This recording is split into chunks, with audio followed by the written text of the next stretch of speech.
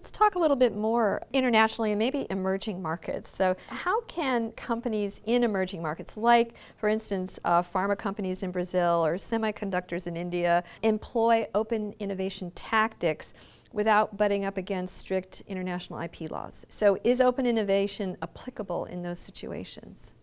When I first wrote Open Innovation, my evidence came largely from the United States.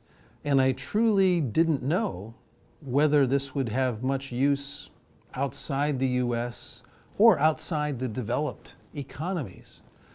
With the passage of the last 13 years, I can now say with confidence, based less on my own work than on the work of many, many colleagues in academia, open innovation is being used quite successfully in many developing economies.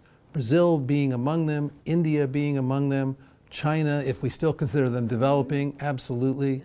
So yes, it does seem to work there. It doesn't always work exactly the same. Now, the IP laws you mentioned, the good news from their perspective is the IP in the United States has no bearing on the practice of innovation in India. It only matters if the Indian company wants to export to the US. In India, it's the Indian IP laws that control, or in Brazil, or in China.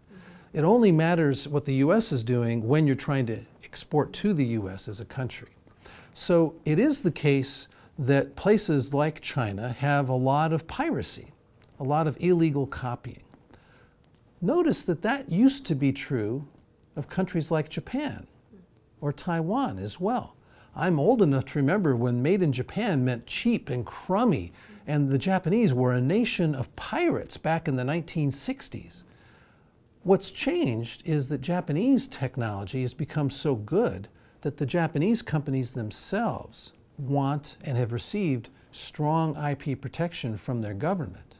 And this is, I think, what's going to change it in China. It's not that the Chinese companies want to be nice to companies from the West.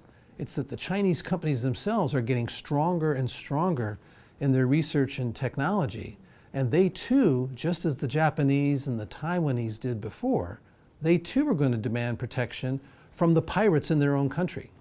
So it's going to take a few more years, but that's where we're headed, I think, in places like China.